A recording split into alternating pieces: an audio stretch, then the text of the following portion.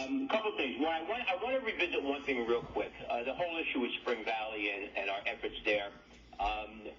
You know the old saying about you were caught behind the eight ball?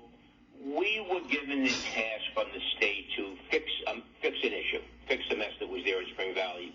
The hundreds of locations were not inspected. We were behind about a dozen eight balls. I want people to understand when they read in the paper that we're entering into agreements with landlords to get things done, it's a balance. And that nothing would ever have happened if it wasn't for the heavy fines that we have been levying.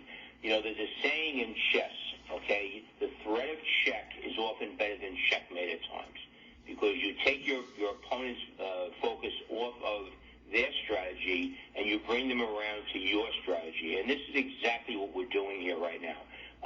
Whatever agreements we make and this is something that gets lost in the discussion. We hear the rightful indignation of people who are upset that slumlords were not following the rules, and how come we have to follow rules and others don't. And I agree 100%. That our Rock and Codes initiative is predicated upon that. What we're doing in Spring Valley is predicated upon that. But at the end of the day, there's also something that keeps being forgotten. We have people involved. We have one home where we have 40 people who will be homeless if we don't do this a proper way. So what we're doing is, as warranted, we're working with a few landlords to get the apartments to a position where they can be safe. We don't want to have eviction proceedings, obviously, because that's a legal procedure, but we have vacate orders judiciously done. And the focus that our codes initiative, our codes team is doing right, our building and codes department is doing, is they're looking at areas that can be addressed quickly, so we can get people back into their homes. So it is a balancing act, and again, but I will remind people, there's nothing being given away, there's no breaks being given here, and that the fact of the matter is, if not for the thousands of dollars of fines that we are levying here, nothing would be happening. So, and we're going to continue in that way. No free rides, and we're focusing on trying to get this matter fixed. This is what the state of New York has directed us to do. Get it fixed, get Spring Valley in a balance where they can continue this issue of doing what they should be doing, obviously, in doing these inspections for permitting. And that's where it is. And I want people to understand there certainly is no surrender here. That's for damn sure. I want to be very clear about that. And now apparently the state hasn't been as supportive as you'd like in this effort, right? So explain this letter that you had to write to them. It's interesting when you throw a line into the water, you can find out the truth. What we did, and again, to reiterate, the state of New York is the one who deputized Rockland County, for lack of a better way of describing it, to take over, for the first time ever in the history of the state, take over the inspection duties from a village. That's what was happening. So one would think, since they're giving us this direction, we could expect some sort of support. And basically, we've had good meetings with them and everything like that. But what came up was this last lawsuit. And as I said last week, when slumlords roll out their lawyers, I might say bring it on, because at the end of the day, that means we're making an impact upon them. We will vigorously defend ourselves in court and move forward. The idea that I actually asked my law department to reach out to the Secretary of State's people and ask them to file what's called an amicus brief, a friend of the court brief. Now, legally, all this basically does is the state would walk in, pat us in the back, and say, "We're with you, kid." That's all this comes down to. This is not a major issue, but it is a signal. It does tell you, it does reveal certain things. We asked for that, and one of the assistant county attorneys did, and it was denied. That was not something as far as I'm going to accept. It's as simple as that.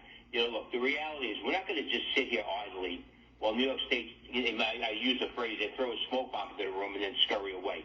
They didn't even take the slightest step in simply filing court papers saying they are supporting what we're trying to do, which, by the way, folks, is at their direction. Now, that to me is illegitimate. It's duplicitous. It could be called cowardly. This is a time where you either why do you get off the pot. There's no other way of putting it. This is a simple process.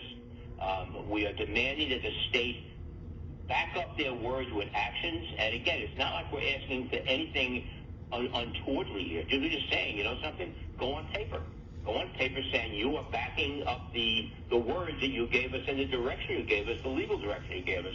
You know, they designated us to lead this effort, and my view is that it's their duty to stand behind the processes that's necessary to get the job done.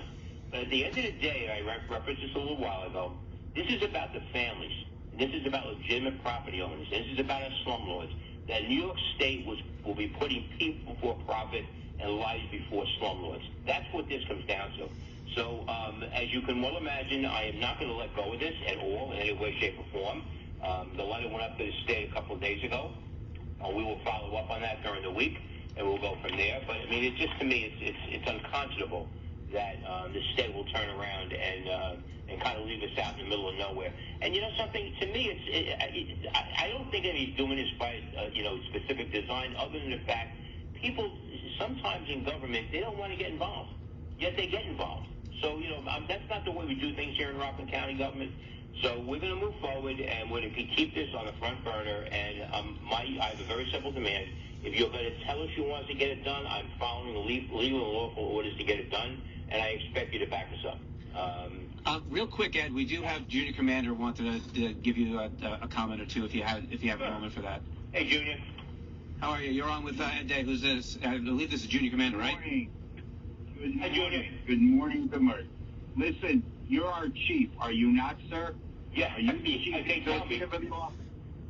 And this is a slap in the face, not only to the residents, to every volunteer in Spring Valley as well as everyone else. What do you need us to do? We, as part of the task force, I think what I ask everybody to do right now is to try to communicate with the state, let them know. Let me finish. Let your state representatives know this is unacceptable. Let them carry the ball to the Department of State. Call the governor's office. Ask them where is she on this issue. We lost a firefighter. This is what started this. Let's not lose sight of that. We had some fires since then that, thank God, our firefighters got out and residents were able to be extracted because of the heroic efforts of our volunteer firefighters. We can't sit on our hands here. The direction is clear. The purpose is set. And at the end of the day, if we keep our foot on the gas pedal, we'll make some change. But this willy-nilly approach here that I'm afraid to file a piece of paper, no, that's unacceptable. So pressure, phone calls, emails, just everybody just get on it. That's what it comes down to. Keep it in the front. Keep it on the front burner. So let me just reiterate, if I got it right, we're going to keep our foot not on the throttle, on their necks. And what we're asking, not only the volunteers, but the listeners of this radio station, start calling Ken Zabrowski, Senator Mecklin, John Stupid, Mike Lawler. The governor, since January, hasn't answered my letter, hasn't answered anybody's letter. So we'll put the pressure on. We're going to put more on this later on the other side of the 9 o'clock hour. Ed Day, you are a man of your word. Let's take out that baseball bat that you have behind your desk and let's go. Swing it. Thank you very much. Thank you, Junior. So that's where we stand now. It's a fluid situation. But again, people need to focus on this. And there are a lot of caring people out there in WRCR land. And as was said, very simply, let your legislators and your representatives know this is unacceptable. And remember something. This affects everybody.